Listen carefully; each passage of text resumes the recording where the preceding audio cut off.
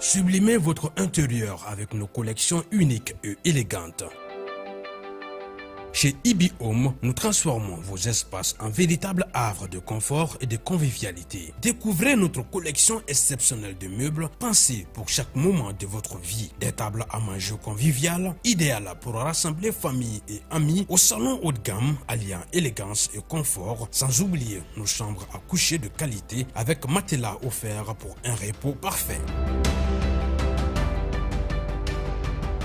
Explorez notre sélection de luminaires rares et uniques qui sublimeront vos espaces. Découvrez notre gamme de motos électriques économiques, performantes et respectueuses de l'environnement, idéales pour vos trajets urbains en toute sérénité. Nos installations solaires vous garantissent l'indépendance énergétique tout en réduisant vos factures. Chez Ibi Home, profitez en ce moment de réductions allant jusqu'à 35% sur nos équipements solaires. Ce n'est pas tout, nous vous proposons également des options de paiement échelonnées pour encore plus de simplicité. Venez visiter notre showroom à l'ACI 2000, immeuble Ibi Group. Ibi Home, l'élégance, la mobilité et l'énergie au service de votre confort.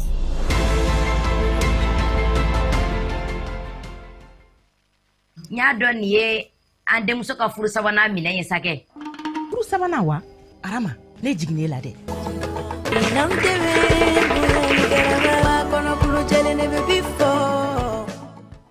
Tarata o tarata ani alamisa o alamisa aw bɛ se k'aw ka série kansinaw ale épisode 2 lajɛ a tako filanan Wido kan dɔrɔmɛ 20 tile kɔnɔ. An ka ɲɔgɔn sɔrɔ www.wido.tv walima Maxiti kan walasa k'aw tɔgɔ sɛbɛ. Orange aw kɛrɛfɛ.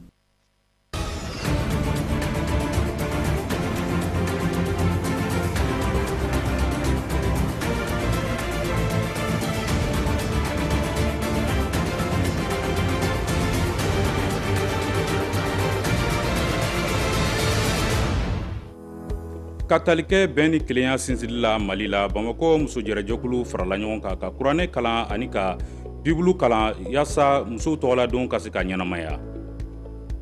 Coupe du Mali ale tako 64nan hukumu kɔnɔna na Bigan FC ale ye jɔyɔrɔ sɔrɔ ka taa 8e de finale kɛnɛ kan ka kɛɲɛ ni a ka sebaya sɔrɔli Avenir de Kita ka Kajatu Bagayo ale ni Musa Ɲang olu bɛna ɲɛfɔli caman kɛ an ye a ko la.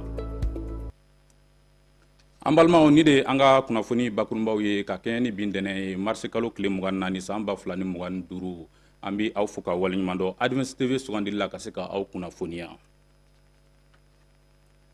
I n'a fɔ an tun ye a fɔ aw ye cogo min na ka kɛɲɛ ni sibiridon ye marisi kalo tile 22 san 2025 Bamakɔ muso jɛrɛjɛkulu farala ɲɔgɔn kan ka seli ani ka kuranɛ ni bibulu kalan yaasa ka musow tɔgɔladon ɲɛnamaya. A jirala k'a fɔ ko ni lajɛnba in kɛra Bamakɔ sigida 4nan dolantan kɛnɛba la. An bɛ aw ladɔnniya k'a fɔ ni wulikajɔ in senfɛ musojɛkulu ninnu ko u ye Ala deli bɛn ni kelenya na Mali la. Ayisata Ba ale ni Mamadu Jalo u ye min sɔrɔ an ka jɛn k'a ɲɛmadaw fɛ.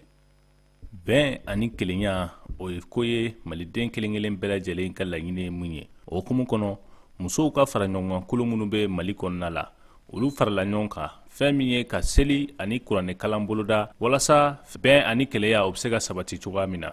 O hukumu kɔnɔ silamɛw fo ka taa se kerecɛnw ma an ka ladalatigiw olu bɛɛ lajɛlen farala ɲɔgɔn kan bɛɛ se ye min ye kalan na bɛɛ y'o kɛ min bɛ don 8 marisi ale ɲɛnɛmayali seli hukumu kɔnɔna la. A bɛ fɔ cogo min na an bɛ musow ka kalo la o kɔnɔna na an bɛ sunkalo la an bɛ carême na an y'a jate minɛ musow yɛrɛ ka na an ka dugawu kɛ an ka jamana ye o ka fisa an k'a fɔ k'an bɛ bɔ k'an bɛ 8 marisi kɛ ni ɲɛnajɛ wɛrɛ ye donc n bɛ musow bɛɛ fo mɔgɔ mɔgɔ sera yan nɔ vraiment an ka foli b'aw bɛɛ n b'a ɲini aw fɛ aw ka continuer aw ka dugawu kɛ jamana ye aw ka continuer aw k'aw cɛsiri kojugu minnu bɛ jamana in kun kan kojugu minnu bɛ jamana kɔnɔ an ka jɛ k'a kɛlɛ ɲɔgɔn fɛ donc n bɛ bɛɛ lajɛlen fo an nana hɛrɛ la Ala ka segin bɛɛ ye hɛrɛ la. Walasa ka Mali sigi bolo kura kan o tɛ sabati bɛn ni kelenya kɔ. Nin seli a ka laɲini fanba o de ye an bɛ se k'an fanga fara ɲɔgɔn kan cogo min na ka jamana ye ni k'o bila an ka laɲiniw bɛɛ lajɛlen sanfɛ. O hukumu kɔnɔ minisiriso min sigilen don musow denmisɛnw ani denbaya yiriwali ma fo ka taa se minisiri min sigilen don an ka diinɛko ɲɛnabɔli ma olu tun bɛ nin kɛnɛ kofɔli in kɔnɔ min ye jamana ɲɛmaaw ye k'u ka folikan ka ɲɛsin nin musoba minnu ma minnu ye nin hakilina sɔrɔ. Ala dali Mali jamana ye sunkalo solidarité kɔnɔna na ko 8 marisi kana kɛ dɔrɔn ka san wuli bɔ dɔrɔn ka don dɔrɔn ka dɔn kɛ k'a ban ko kana k'a banni ye ko 8 mars ka kɛ fana ka taasi bila ka ala ɲini ka ala wele walasa ka se ka ala sɔrɔ Mali ye mɔgɔ si tɛ se ka an bɔ gɛlɛya ni ala kɛlɛ tɛ mɔgɔ si kana a nɛgɛ. Kɛnɛ ɲɔgɔn man ca c'est vrai an bɛ 8 mars ɲɛnamaya san caman cogoya wɛrɛw la donc n'an ko Mali kura fo tagabolo kuraw ka sɔrɔ la tagabolo ɲuman minnu b'a to an bɛ se ka kɛ an yɛrɛ ye donc nin kɛnɛ sanuma min sigilen filɛ donc hɛrɛ bi sɔrɔ nin bɛɛ de sira fɛ bɛn bi sɔrɔ nin bɛɛ de sira fɛ sunkalo fila in k'a fila bɛɛ lajɛlen kuncɛ hɛrɛ ni baden na. nin kuranɛ kalan in olu kuncɛra ni baara ye fɛn min bɛ tali kɛ dɛmɛ la ka ɲɛsin musow fara ɲɔgɔn kan kulu minnu bɛ yen nɔ ka ɲɛsin olu ma balo la walasa u se k'u yɛrɛ dɛmɛ n'o ye cogo min na nin sunkaloba in ale hukumu kɔnɔna la ɲɔgɔn dɛmɛ ni k'o don bɛrɛ la nin kaloba in ale kɔnɔna la. kunnafoni nasira wɛrɛ la an bɛ aw ladɔnniya k'a fɔ gɛsɛ ale ye laadalafɛn ye Mali kɔnɔna na wa maa caman ka yecogo la gɛsɛ ale dabɔn tɛ saniya damape kama wa siya caman bɛ yen mun bɛ gɛsɛ labaara hali n'a y'a sɔrɔ ka labaara cogo tɛ kelen ye. kunnafoni ɲinina Isa Sise ale ye wulikajɔw kɛ a ye mun sɔrɔ a ko la aw ni ne an ka jɛ k'an ɲɛmadaw fɛ. fɛncinin don nka a ɲɛti tɛ fɔ ka ban an ka tabiyaw n'an ka adamadenya kɔnɔ. awɔ gɛsɛ ye fɛn ye fɛn min jɔyɔrɔ ka bon kosɛbɛ hali n'a y'a sɔrɔ mɔgɔ caman fana bɛ pati ni bɔrɔsi matarafa. nafaba de bɛ gese la pati kɔni a bɛ da kasa tigɛ yɔrɔ la gese dun filɛ n'i da kɔ a la ka tila k'i da kɔ a la wulafɛ da kasa bɛ tigɛ piyan. pati ni bɔrɔsi an kɔni an bɛ k'a kɛ an degera a la ye a bɛ da kasa tigɛ mɛ a bɛ da jɛ mɛ a tɛ da kasa tigɛ ne kɔni ka yeta la chaque fois que ne mana n da ko gese la n yɛrɛ b'a ye k'a fɔ vraiment m'a senti k'a fɔ n da jɛra. an ka société la depuis den fitini i bɛ initier fɔlɔ gɛsɛ utiliseli de la pati ni bɔrɔsi ye sisan kow ye gɛsɛ utiliseli nafa fɔlɔ ye mun ye a bɛ da kasa tigɛ parce que i b'a sɔrɔ pati ni bɔrɔsi bɛ da kasa tigɛ mais gɛsɛ bɛ se ka don yɔrɔ dɔw la bɔrɔsi tɛ se ka don yen a nafa filanan ye mun ye a b'a to i ni ɲi bɛ kɔrɔ parce que pati ni fɛnkɛ ninnu na produit chimique dɔw b'a la minnu bɛ se ka ɲi tiɲɛ au fil des années. Asi Aidara ye jagokɛla ye a mɛnna ale ka fɔ la gɛsɛ bɛ yen nɔ a bɛ san bayiri ka bɔ wa a suguya ka ca dɔw bɛ yen hali ni o b'a furakɛ. gɛsɛ suguya ka ca suraka gɛsɛ fana bɛ yen nka ne m'o feere wo bɛ yen ne m'o feere fɔlɔfɔlɔ la an tun bɛ sirin de feere sirin gɛsɛ bon sisan mɔgɔw nana laban ka gele san gele a bɛ ɲi furakɛ hali ni da bi dimi n'i ye gele ni tereke ni gele gɛsɛ ye a b'a nɔrɔ bɛɛ ban. gɛsɛ kan ka matarafa ni fɛɛrɛ ye walasa a kana tiɲɛni don ɲin kun o ye nin ɲin dɔgɔtɔrɔ kumakan ye. da sanuyali matarafa fɛn dɔ de don mais anw ɲin dɔgɔtɔrɔw da kɔnɔna dɔgɔtɔrɔw anw t'a fɔ mɔgɔw ma u k'a utiliser mais ni mɔgɔ min ko k'ale b'a utiliser an b'u tigi bilasira walasa a kana na kɔlɔlɔ se a da kɔnɔna ma kɛcogoya de b'a la a bɛ bila da kɔnɔ ka ɲimini k'a nuguya fɔlɔ n'a nuguyara a fan min bɛ nuguya o de bɛ kɛ ka ɲi nettoyer ani nɛn ninnu a bɛ daminɛ n'i bɛ ka nettoyage kɛ sanuyali kɛ i b'a daminɛ nitara la ka jigin ɲin na a ti kɛ komi bɛɛ b'a kɛ cogo min na a ti kɛ ni fanga ye fɛn gɛlɛman de don n'i y'a kɛ ni fanga ye a bɛna nitara manimi n'a ye nitara manimi a bɛna ni nitara dimi. a ka dɔgɔ nka a jɔyɔrɔ ka bon fɛnɛ gɛsɛ ye kɔbaw ni babaw tigɛ tabiyaw matarafali fɛn don wa a ɲɛti dɔnnen don an ka walew n'an ka kɛwalew la. ni ne bɛ taa ni an ye farikolo ɲɛnajɛ kunkanko kibaruya la an bɛ aw ladɔnniya k'a fɔ mali ale ni centrafrique tun bɛ ɲɔgɔn na sisan éliminatoire coupe du monde tile 6nan wulikajɔ hukumu kɔnɔna na an bɛ aw ladɔnniya k'a fɔ nin dolantan in kuncɛra fu ani fula marokokaw fɛ yen an ka kunnafoni ɲininaw olu bɛna segin ni kibaruyaw kan ka kɛɲɛ ni waati nataw ye. halisa farikolo ɲɛnajɛ kunkanko kibaruyaw la an bɛ aw ladɔnniya k'a fɔ ka kɛɲɛ ni sibiridon ye marisi kalo tile 22 san 2025 coupe du mali tako 64nan wulikajɔw senfɛ min ye 16e de finale ale kelen sigira sen kan stade mamadu konate la a jirala k'a fɔ binga fc ale ni avenir de kita olu ye ɲɔgɔn sɔrɔ dolantan in kuncɛla 2 ani kanangolo na dolantan in bɛɛ lajɛlen kɛra maa min ka bonya kɔnɔna na o de ye kayi ligue régional ɲɛmaaba ye n'a bɛ musa so ale ko fɔ kajatu bagayo ani musa ɲang olu tun b'a kɛnɛ kan u ye mun sɔrɔ an ka jɛn k'an ɲɛmadaw fɛ.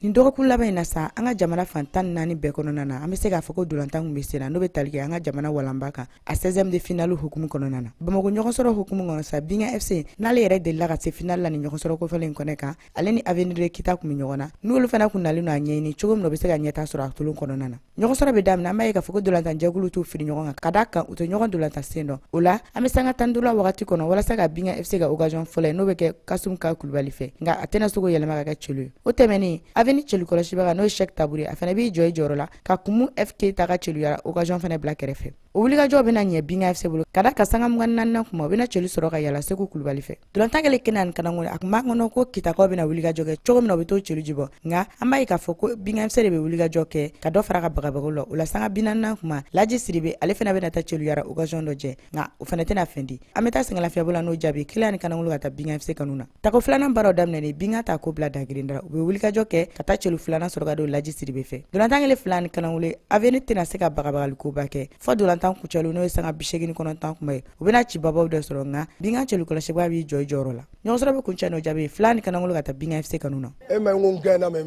mais ala barkada mais il y a beaucoup de lacunes nga joru il y a beaucoup de lacunes bon ne bɛ nga baraka ka nga calendrier préparer dans l'avenir ne vraiment se ka sanfɛ équipe mɔgɔw bɛ kulonkɛ équipe mu ka nga niveau o de ne yɛrɛ ka objectif fɛnɛ l'objectif était fɔlɔ ka qualifier kana phase nationale et je pense qu'on a fait ça nous bɛɛ tun ye bonus de y'an bolo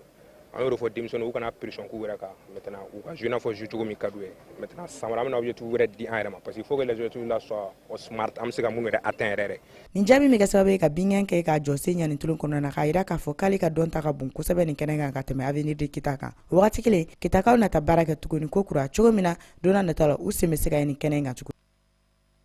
halisa farikolo ɲɛnajɛ kunkanko kibaruyaw la an bɛ aw ladɔnniya k'a fɔ ka tali kɛ championnat national D1 basketball ale tile 8nan wulikajɔw la AS Polisi ale ni faso kanu olu ye ɲɔgɔn sɔrɔ ɲɔgɔn bɛɛ in kun cɛra 76 ani 59 AS Polisi ale cɛmanw kanu na min ye musomanw ka wulikajɔ ye AS Polisi musomanw a jirala k'a fɔ ko olu ye badɛbɛ walulu da i k'a dɔn k'a fɔ AS commune 5 musomanw ka 95 53 Kajatu Bagayo ale ni Mamadu Jalo olu tun b'a kɛnɛ kan u ye mun sɔrɔ an ka jɛn k'a ɲɛmadaw fɛ an ka waniw ka kɛnɛ sanfɛ celu kunda a kɔsegini dolantɔn ne bɛ tali kɛ phase 0 tour ka bɔ ko fɔlɔ hukumu kɔnɔ sa AS Polisi ale ni faso kanu de kun kɔdalen no ɲɔgɔn na n'a ɲɔgɔn sɔrɔ ta la an b'a ye k'a fɔ ko AS Polisi ale bɛ karidasi ɲini na wagati min na ko sisan ka d'a kan phase alo banna k'ale to jɔyɔrɔ fɔlɔ la wagati kelen faso kanu ale ka laɲini ye maintien ka sɔrɔ ye tako fɔlɔ bɛ daminɛ n'o ye premier carton ye AS Polisi ni faso kanu u b'u kɔda ɲɔgɔn kɔ la si tɛna kuru caman don ni ɲɔgɔn cɛ an bɛ taa o sɛngɛlafiya bɔ la 13 14 ka taa polisilakaw kanu na deuxième carton bɛ daminɛ o bɛ kɛ i ko premier carton ka d'a kan tɔn fila tɛna se ka danfara jan don ni ɲɔgɔn cɛ an bɛ taa nimurumɛnɛ jimi na 29 26 ka taa polisilakaw kanu na troisième carton ale de bɛna gɛlɛya kosɛbɛ faso kanu ma ka d'a kan o bɛna sanga 4 bɔɲɔnko kɛ ka sɔrɔ u ma se ka paɲɛ don o bɛ ɲɛ polisi bolo n'ale bɛ écart fɔlɔ ta 38 ani 31 ka taga sɛbɛya sɔrɔ carton fana kuncɛli la 57 42 carton laban polisi bɛna dɔ fara wulikajɔ kan o la u bɛ basigi kɛ ka baara tɔ kuncɛ 76 55 kɛrɛnkɛrɛnna Jibril Bari yɛrɛ ka baara ɲuman senfɛ ka d'a kan a kelen bɛ kuru 17 sɔrɔ ka don n'i y'a mɛn i bɛ gagner il faut défendre d'abord si tu as le ballon tu vas bon défense la sɛgɛn nana puisque an bɛ sunkalo la dɔw ko k'u tɛ sun bila an ko ala ko don an t'an da don la mais ni kɔni nana i b'anw ka baara kɛ donc an y'u bila an ka fɛnw ye an ka force ye défense de donc bɛɛ b'a dɔn sunkalo in bɛ yɔrɔ min na tile 27 tile 22 cɛ sɛgɛn ni fɛn bɛ mɔgɔw ka tile in bɛɛ ni sunna kɔni caman sun tigɛ u yɛrɛ ye dɛ pour pouvoir tenir vraiment le match. ɲɛnajɛ de don quoi il faut pas que an k'o bɔ a kɔnɔ quoi. Nous et les arbitres, on peut collaborer de quoi en gérer. Donc, les arbitres, c'est qu'il faut que c'est pas du tout bon. On fait, on va dire, parce qu'il y a fait ma foi. Vous voyez que mon albi, c'est parce qu'il y a fait les candidats. Donc, on a un fait nous vraiment, moi, je suis pas du tout content. musolakaw ta fanfɛla la AS Polisi ale ni AS Commune 5 de kun kɔdalen ɲɔgɔn na an b'a dɔn k'a fɔ k'an bɛ wagati min na ko sa AS Commune 5 ale jɔyɔrɔ man ɲi kosɛbɛ ka d'a kan hali maintien ɲinini a ka gɛlɛn AS Polisi fana t'a ko gɛlɛya u bɛna sɛbɛnka ɲɛnama sɔrɔ ninnu kan 95 53 ni kuru 5 yɛrɛ y'u jɛ kuru 100 sɔrɔli la an balimaw nin de bɛ dansigi an ka bi kunnafoniyaw la an bɛ aw fo ka waleɲuman dɔn adresse bɛ sugandili la ka se k'aw kunnafoniya an b'a ɲini aw fɛ a kana taa yɔrɔ si ka sababu kɛ nanzaraka fɔ la Modibo Sidibe ani ale bɛna ɲɔgɔn sɔrɔ nɛgɛ kanɲɛ 19 tɛmɛlen ni sanga 35 ye aw k'an bɛn ala ka Mali la taa ɲɛ.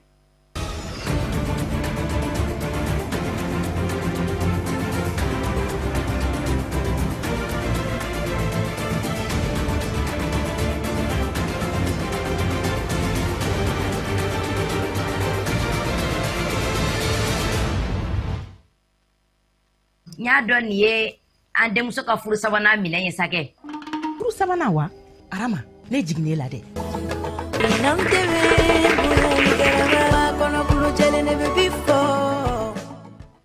Tarata o tarata ani alamisa o alamisa aw bɛ se k'aw ka série kansinaw ale épisode 2 lajɛ a tako filanan Wido kan dɔrɔmɛ 20 tile kɔnɔ. An ka ɲɔgɔn sɔrɔ www.wido.tv walima Maxiti kan walasa k'aw tɔgɔ sɛbɛ. Orange aw kɛrɛfɛ. Sublimez votre intérieur avec nos collections uniques et élégantes. Chez Ibi Home, nous transformons vos espaces en véritables havres de confort et de convivialité. Découvrez notre collection exceptionnelle de meubles pensés pour chaque moment de votre vie. Des tables à manger conviviales, idéales pour rassembler famille et amis, au salon haut de gamme alliant élégance et confort, sans oublier nos chambres à coucher de qualité avec matelas offerts pour un repos parfait.